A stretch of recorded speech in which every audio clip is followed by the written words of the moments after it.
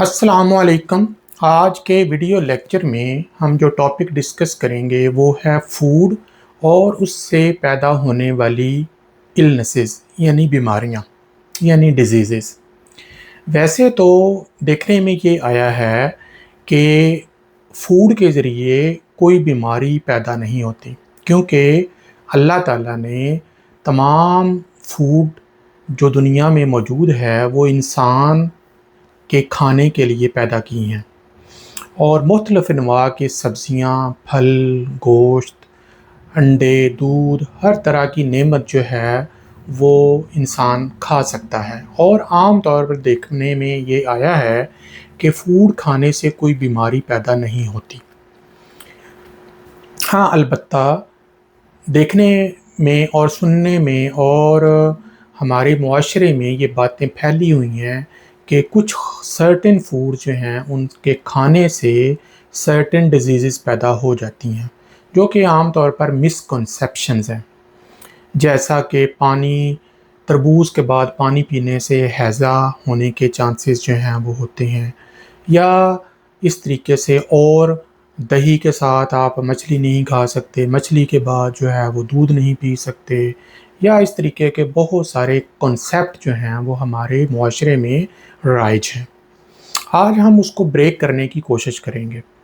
तो सबसे पहले हम देखते हैं कि फूड की वजह से पैदा होने वाली जो बीमारियां हैं वो उनकी जो सिम्टम्स हैं वो क्या होती हैं। तो सबसे पहले मैं देखता हूँ कि आम तौर पर जो सिम्टम्स देखने में आती हैं जो कि फ़ूड से रिलेटेड होती हैं, जो फ़ूड की वजह से हो सकती हैं, उनमें स्टमक अपसेट हो जाना सबसे बड़ी सिम्टम है। और अक्सर औक़ात फ़ूड से रिलेटेड जो प्रॉब्लम सामने आता है वो मैदे का ख़राब हो जाना, जिसके अंदर वॉमिटिंग, बहुत ज़्यादा कै आना, लूज़ स्टूल या बहुत ज़्यादा पतले पानी वाले या ब्लड वाले पखाने आना, स्टमक के अंदर पेन होना, उसके साथ साथ इन्फेक्शन या बुखार हो जाना, शिद्दत की हालत में या फूड पॉइजनिंग की जो सीवियर फॉर्म है उसमें ब्लरी विजन यानी नज़र का धुंधला जाना और दो दो चीज़ों का नज़र आना, some time headache, severe cases में फालिज यानी पैरालिसिस, और जिस्मानी तौर पर वीकनेस इसमें शामिल है। ये मैंने चंद बड़ी बड़ी अलामात जो हैं वो आपके साथ शेयर की हैं, जो कि आम तौर पर फूड पॉइजनिंग या फूड से रिलेटेड किसी डिज़ीज़ की हालत या शक्ल हो सकती हैं। आम तौर पर ये जो अलामतें होती हैं ये क्यों पैदा होती हैं? क्योंकि फूड में कोई ख़राबी नहीं होती, क्योंकि फूड जो है वो अल्लाह ताला की नेमत है और उसको खाने से ये चीज़ें पैदा नहीं होती। ये बात समझने वाली है। कौन सी चीज़ें हैं जो फूड के अंदर मौजूद हो सकती हैं जो इस सिम्टम्स को कॉज करती हैं, उसको देखते हैं। बैक्टीरिया, अगर कोई फूड आप ऐसी कंज्यूम कर रहे हैं जो कि कंटेमिनेटेड हो चुकी है और उसमें बैक्टीरिया शामिल हो चुके हैं, मिसाल के तौर पर दूध गाय और भैंस से निकाला जाता है, जब वो निकलता है तो वो प्योर होता है, लेकिन उसकी अनसेफ हैंडलिंग के दौरान उसमें बैक्टीरिया शामिल हो जाते हैं। आम तौर पर उसको बॉयल करके या पैस्चराइज किया जाता है, लेकिन अगर हम एक ऐसा दूध इस्तेमाल कर लें जिसमें बैक्टीरिया मौजूद हों तो आपको फूड पॉइजनिंग या फूड से रिलेटेड डिजीज़ हो सकती है। अब उसमें फूड का तो कोई कसूर नहीं है, वो तो सेफ़ है, आपके लिए हेल्दी है। प्रॉब्लम ये है कि आपने उसको देखा नहीं, आपने उसको परखा नहीं, आपने उसको पैस्चराइज़ नहीं किया, आपने उसकी सेफ़ हैंडलिंग नहीं की, जिसकी वजह से आप बीमार हुए। तो फूड का कोई कसूर नहीं है, इंसान के अपने शऊर का कसूर है जो उसको बीमार कर देता है। सेम एग्जांपल हर तरह की फूड के साथ हो सकती है। बासी खाना खा लिया जिसमें बहुत ज़्यादा बैक्टीरिया मौजूद थे, अब उसमें फूड का कोई कसूर नहीं, आपकी अक्ल का कसूर है, क्योंकि अल्लाह ताला ने आपको 5 सेंसेस दी हुई हैं। जब हम खाना खाते हैं हमारे हाथ उसको टच करते हैं, जब हम उसका नवाला मुंह के पास लेकर जाते हैं तो हमारा नाक सूंघ कर उसको बता देता है कि स्मेल उसकी कैसी है। हमारी आँखें उसको देख कर बताती हैं कि फ़ूड सही है या कि नहीं सही। हमारी आँखें जो हैं वो उसको जज करने के लिए ब्रेन को सिग्नल भेजती हैं। फिर हमारी ज़ुबान है जो उसको चख के उसका टेस्ट बताती है कि ये सही है या ख़राब है। फिर हम उसको खाते हैं या रिजेक्ट कर देते हैं। तो जब इन तमाम सेंसेस जो हैं उनको हम फॉलो नहीं करेंगे और किसी फूड को किसी मजबूरी की वजह से खा लेंगे, तो फिर उसमें आपका कसूर है, क्योंकि आपने अपनी बॉडी की बात नहीं सुनी। फूड का कोई कसूर नहीं है। इसी तरीके से फूड में वायरसेस भी आ सकते हैं और इसके साथ साथ उसमें पैरासाइट्स जैसे कीड़े मकोड़े, रिंग वर्म, टेप वर्म, एस्कैरस, उनके अंडे, इस तरह की चीज़ें जो हैं वो फूड में कंटेमिनेट होकर आपकी बॉडी में पहुंच जाएंगी और आपको बीमार कर देंगी। मिसाल के तौर पर आपने किसी ऐसी फूड को इस्तेमाल कर लिया जिसमें किसी पैरासाइट के अंडे थे, वो जब आपकी बॉडी में गए उन अंडों से छोटे छोटे कीड़े निकल आए और वो आपकी गट के अंदर जो हैं वो रिज़ाइड कर जाएंगे और वहाँ पर बीमारी पैदा कर देंगे।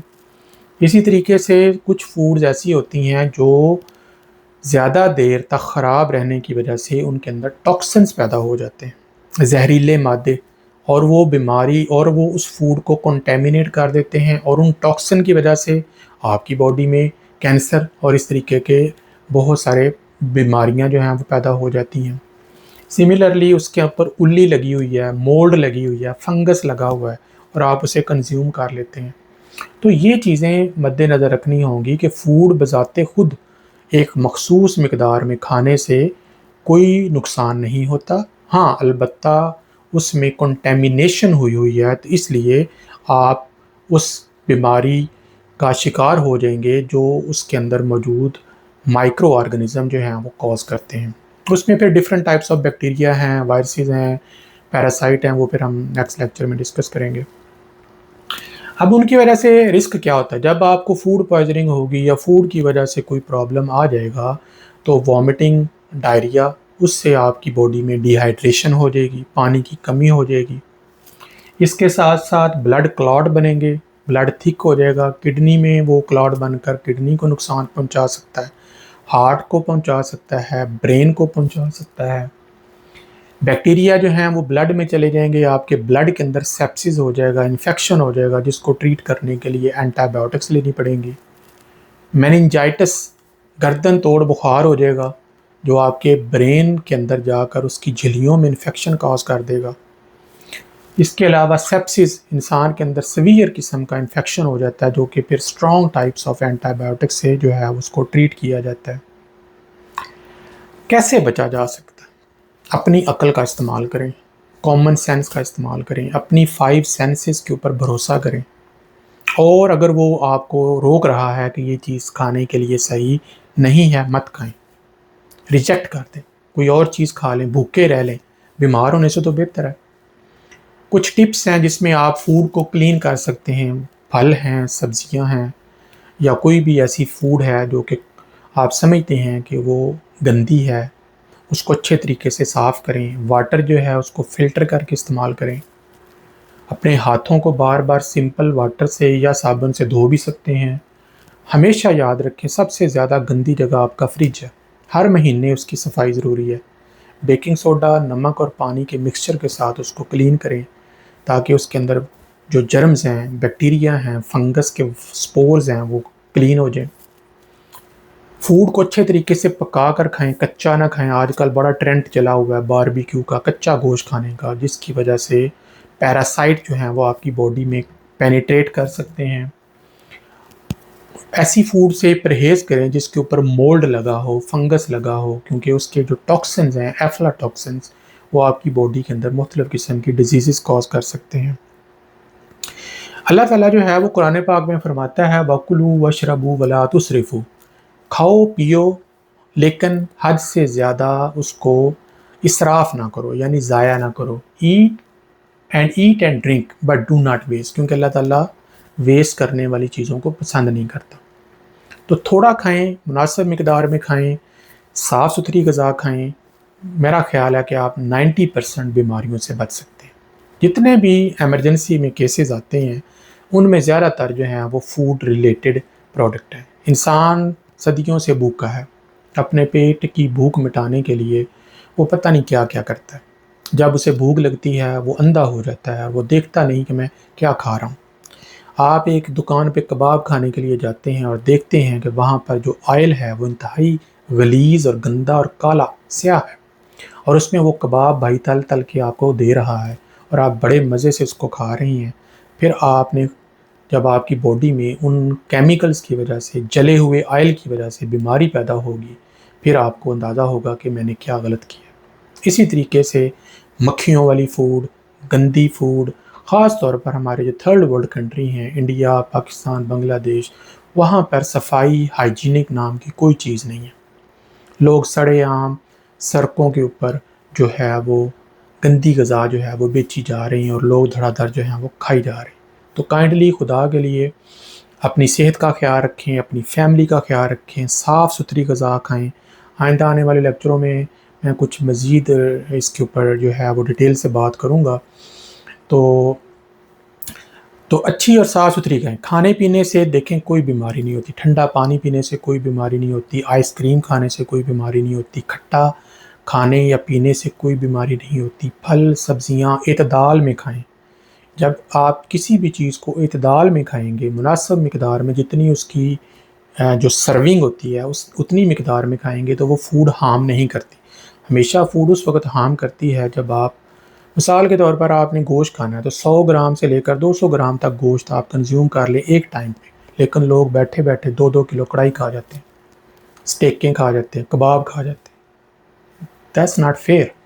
तो वो क्या होगा, उसका अल्टीमेटली हेल्थ रिस्क बन जाएगा। इसी तरीके से बादाम हैं, 6 या 7 या 10 गिरियाँ खा लें, तो अगर आपने पूरे पाया बादाम, किलो बादाम खा लिए, डज़न्ट मेक सेंस। तो इतदाल में रख कर चीज़ें खाएँ, जो अल्लाह की नेमतें हैं, जो आपको सूट करते हैं, और अगर आपको उनसे एलर्जी नहीं है तो आप उनको इस्तेमाल करें। सुन्नत तरीके से बिस्मिल्लाह पढ़कर खाएँ, इंशाअल्लाह कोई बीमारी नहीं होगी और ना ही फूड कोई बीमारी काज़ करती है। असल काज़ क्या है? आपकी जो है वो बेतवज्जी, कि आपने चेक नहीं किया कि फ़ूड कैसी है। आपने चेक नहीं किया कि फ़ूड कंटेमिनेटेड है कि नहीं है। तो इन चीज़ों से बचकर अपना भी ख्याल रखें और अपनी फैमिली का भी ख्याल रखें और बहुत सारी बीमारियों से बचें। अल्लाह हाफ़िज़।